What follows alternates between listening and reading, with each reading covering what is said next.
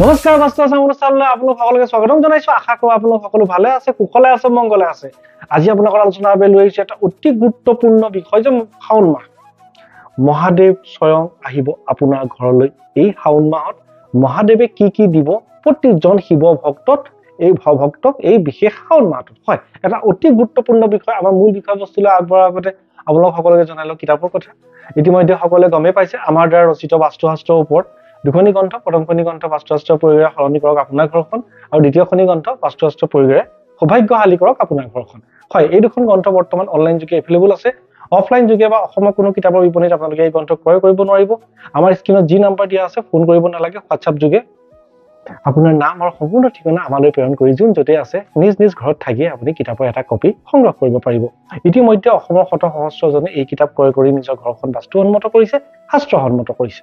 এতিয়া আহক মূল বিষয়বস্তু। আজিৰ বিষয়বস্তু কি? যে মহাদেৱ আপোনাৰ ঘৰলৈ আহিব। ইয়েছ, মহাদেৱ শিৱ আপোনাৰ ঘৰলৈ, প্ৰতিজন শিৱ ভক্তৰ ঘৰলৈ আহিব শাওণ মাহত। এতিয়া আহক মূল বিষয়বস্তু। আজিৰ বিষয়বস্তু কি? যে পবিত্ৰ শাওণ মাহ 2025 বৰ্ষৰ বিষয়ে সবিশেষ জনাম। সকলোৱে জানে শাওণ মাহ শিৱ ভক্ত, শিৱ শক্তি আৰু শিৱ ভক্তিত বিশ্বাস কৰা পৃথিৱীৰ প্ৰতিজন শিৱ ভক্তৰ বাবে এই শাওণ মাহটো এনেকুৱা এটা মাহ যিটো মাহৰ বাবে গোটেই বছৰটো অপেক্ষা কৰা হয়। শাওণ মাহ শিৱৰ মাহ, শাওণ মাহ শিৱৰ ভক্তৰ মাহ, আৰু সকলোতকৈ ডাঙৰ কথা মহাদেৱ শিৱ শংকৰ সকলোতকৈ প্ৰিয় মাহ হৈছে শাওণ মাহ। প্ৰকৃততে পৌৰাণিক কালৰ পৰা, শাস্ত্ৰৰ দিনৰ পৰা এই শাওণ মাহটো মহাদেৱ শিৱৰ নামত উৎসৰ্গিত একোটা মাহ। ইয়েছ, প্ৰত্যেকে জানক এইটো কথা। আৰু এই শাওণ মাহত প্ৰত্যেকেই সামান্য ভাৱ ভক্তি কৰি আপোনাৰ জীৱনত, আপোনাৰ পৰিয়ালটোত আপুনি মহাদেৱৰ কৃপা লাভ কৰিব পাৰে।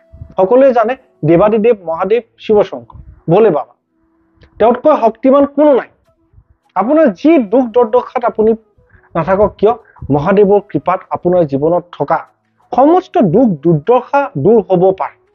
পৃথিৱীৰ যি স্থানত, পৃথিৱীৰ বিভিন্ন দেশত যিসকল ভাৰতীয় লোক আছে, হিন্দু লোক আছে, যিসকল লোকে শিৱ শক্তি আৰু শিৱ ভক্তিত বিশ্বাসী, প্ৰত্যেকৰ বাবে এই শাওণ মাহটো অত্যন্ত এটা শুভ মাহ।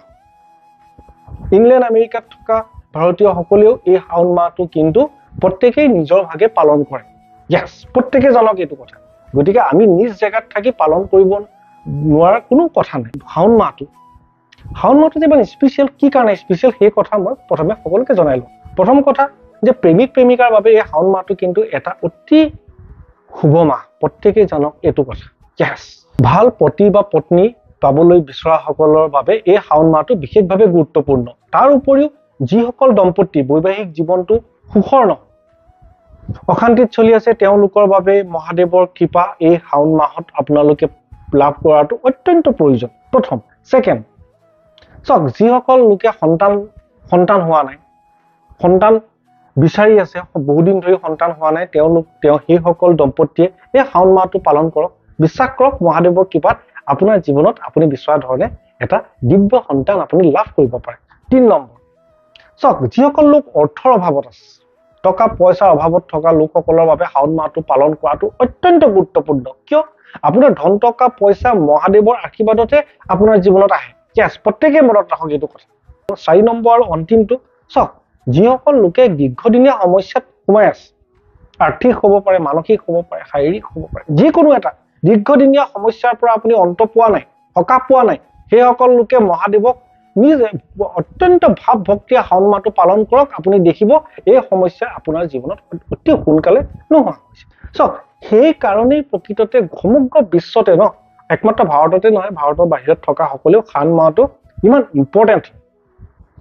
আমাৰ এই ভিডিঅ' চাই থকা প্ৰতিজন দৰ্শকে এই কথাটো অনুভৱ কৰিবলৈ চেষ্টা কৰক যে আপোনাৰ জীৱনত যদি আপুনি চমৎকাৰী কিবা পাবলৈ ইচ্ছা কৰে, আপুনি নিজক সমৰ্পণ কৰক মহাদেৱৰ নামত, বিশেষকৈ শাওণ মাহটো। কিয়? কাৰণ শাওণ মাহটো মহাদেৱৰ নিজৰে এটা অতি প্ৰিয় মাহ।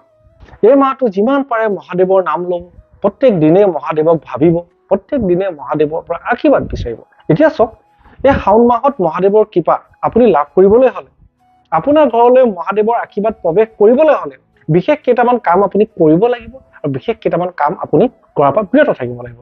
প্ৰথমে আপোনাক কৈ লওঁ যে এই শাওণ মাহত কি কি কাম বিশেষভাৱে নকৰিব। ইয়েছ, নম্বৰ 1, শাওণ মাহটো নিৰামিষ ভোজন পালন কৰক। ইয়েছ, বছৰ এটা মাহ নিৰামিষ, মদ মাছ মাংস কণী নাখাব, নুচুব, ঘৰলৈ নানিবই। কিয়? এইটো শাওণ মাহ। বছৰ 12 মাহৰ এটা মাহ শাওণ মাহত আপুনি নিৰামিষ ভোজন হিচাপে পালন কৰক। চাওক হেল্থৰ ফাটো ভালটো ভালেই, শৰীৰটোৱে ৰেষ্ট পায় মাছ মাংস কণী খাব, মাছ মাংস কণী আমি নাখালে। এক মাহৰ নিৰামিষ ভোজনটোৱে ন আপোনাক গোটেই বাকী 11টা মাহক বেনিফিট দিব। প্ৰতিজন মানুহে মনত ৰাখক। 2 নম্বৰ, চাওক সোমবাৰ কেইটা আপোনালোকে জানে শাওণ মাহৰ সোমবাৰ কেইটা অতি পবিত্ৰ। মই শাওণ মাহৰ সোমবাৰ কেইটা কেনেকৈ পালন কৰিব ইয়াৰ এটা পৰৱৰ্তী ভিডিঅ' পালন কৰিম, পৰৱৰ্তী ভিডিঅ'ত মই উল্লেখ কৰিম, কিয় নহলে এই ভিডিঅ'টো বহুত দেৰি হৈ যাব। কিন্তু মই এটা কথা কৈ থওঁ যে শাওণ মাহৰ প্ৰতিটো সোমবাৰ শিৱৰ নামত উৎসৰ্গিত এটা মহা শক্তিবান আৰু মহা উৰ্জাবান পবিত্ৰ সোমবাৰ। এই সোমবাৰ দিনা আপুনি গাখীৰ নাখাব আৰু এই সোমবাৰ দিনা আপুনি চুলি দাড়ি নাকাটিব। 3 নম্বৰ, শাওণ মাহটোত 30টা দিনত স্বামী স্ত্ৰীয়ে সম্ভোগ কৰাৰ পৰা বিৰত থাকিব। ইয়েছ, খুব ইম্পৰ্টেণ্ট এইটো কথা। শাওণ মাহটো শিৱৰ নামত উৎসৰ্গা কৰক, সম্ভোগ নকৰিব। 4 নম্বৰ, শাওণ মাহত ঘৰৰ কোনো ধৰণৰ গছ গছনি নাকাটিব। শাওণ মাহত গছ গছনি কাটিলে ইয়াৰ এটা বেয়া প্ৰভাৱ আপোনাৰ ঘৰখনলৈ আহে। 5 নম্বৰ আৰু অন্তিমটো, এই শাওণ মাহত ন যিমান হয় নিজক বাক বিতণ্ডা বিবাদ কাজিয়া হাই কাজিয়া এইবোৰৰ পৰা বিৰত ৰাখক। যিমান পাৰে শান্ত হৈ থাকক, শিষ্ট হৈ থাকক, ভগৱানৰ নাম লওক, বিশেষকৈ শাওণ মাহটো। এতিয়া হওক কি কৰিব, প্ৰত্যেকে জনা উচিত এই শাওণ মাহটোত কোনকেইটা কাম আপুনি কৰাৰ প্ৰতি বিশেষভাৱে ধ্যান দিব লগা আছে। কাৰণ কিয় এইকেইটা কামত মহাদেৱৰ কৃপা আপোনাৰ মাজত তথা আপোনাৰ ঘৰখনলৈ আগমন হ'ব। প্ৰথম, যিমান পাৰে শাওণ মাহত বগা পোছাক পৰিধান কৰিব, ল'ৰা হওক ছোৱালী হওক পুৰুষ হওক মহিলা হওক। কিয় বগা ৰংটো মহাদেৱৰ এটা প্ৰিয় ৰং। আপোনাৰ শাওণ মাহত যিমানেই বেছি বগা ৰঙৰ কাপোৰ পৰিধান কৰিব সিমানেই মহাদেৱৰ কৃপা পাব। ছেকেণ্ড, শাওণ মাহৰ সোমবাৰ কেইটা ব্ৰতে ৰাখিবলৈ চেষ্টা কৰক। শাওণ মাহৰ 4টা সোমবাৰ অত্যন্ত পবিত্ৰ, অত্যন্ত শক্তিশালী সোমবাৰ। ইয়াৰ বিষয়ে কেনেকৈ ব্ৰত ৰাখিব, কি কথা কি কৰিব মই সমস্তখিনি পৰৱৰ্তী ভিডিঅ'ত জনাম। কিন্তু এটা কথা জানক, শাওণ মাহৰ 4টা সোমবাৰ আহে, এইবাৰো কেতিয়াবা 5টা পৰে। এইবাৰ আমাৰ 4টা সোমবাৰ পৰিছে। এই 4টা সোমবাৰে ব্ৰতে থাকিবলৈ চেষ্টা কৰক। 3 নম্বৰ, শাওণ মাহটোত ন যিমান পাৰে দান দক্ষিণা দিয়ক আপোনাৰ শক্তি সামৰ্থ্য অনুযায়ী। আৰু এই দান দক্ষিণা যদি সোমবাৰ দিনটোত দিয়ে মহাদেৱৰ নামত উৎসৰ্গা কৰে আপোনাৰ কাৰণে অতিশয় ভাল। কাৰণ চাওক যিমানে দান দক্ষিণা কৰিব ন সিমানে পুণ্য অৰ্জন হ'ব আৰু বিভিন্ন ৰূপত সি কিন্তু আপোনালৈ কেইবা গুণো হৈ কিন্তু উভতি আহিব। কিন্তু নিস্বাৰ্থভাৱে কৰিব লাগিব, আক্ষেপ কৰি কৰিলে নহব, উৎফুল্লিত মনে কৰিব লাগিব, হিয়া উজাৰি কৰিব লাগিব। প্ৰত্যেকে মনত ৰাখক। 4 নম্বৰ,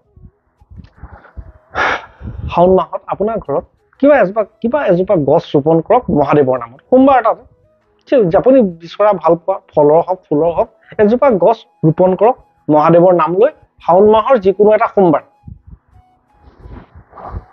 মহাদেৱৰ কৃপা সেই গছজোপাৰ মাজত আপোনাৰ ঘৰখনলৈ আহিব লগা ভৱিষ্যত সময় প্ৰবাহিত হৈ থাকিব। 5 নম্বৰ অন্তিম, চাওক শাওণ মাহত যদি আপোনাৰ ঘৰত শিৱ পূজা শিৱ যজ্ঞ পাতিব পাৰে অত্যন্ত ভাল। প্ৰত্যেকে জানক এইটো কথা। ৰুদ্ৰ অভিষেক কৰাব পাৰিলেতো আৰু ভাল। তাৰমানে আপুনি শাওণ মাহত এবাৰ ভগৱান শিৱক আপোনাৰ ঘৰত পূজা বা যজ্ঞৰ ৰূপত মহাদেৱক আপুনি আহ্বান কৰিছে। মহাদেৱ অতি সহজে সন্তুষ্ট হয়, সেইকাৰণে ভোলে বাবা বুলি কয়। আপোনাৰ ঘৰৰ পৰা যাওকচোন এই বস্তুটো, যোনে যেনেকৈ পাৰে। আৰু শাওণ মাহটোত প্ৰত্যেক দিনে শোৱাৰ আগতে যদি পাৰে 11 বাৰ ওম নমঃ শিৱায় একদম সাধাৰণ মন্ত্ৰ, মহামৃত্যুঞ্জয় মন্ত্ৰটো জপ কৰিলেতো আৰুৱে ভাল পাব। মহামৃত্যুঞ্জয় মন্ত্ৰটো অলপ দীঘলীয়া। ওম নমঃ শিৱায় 3টা শব্দৰ এটা মন্ত্ৰ, যিটো সকলো লোকেই জানে।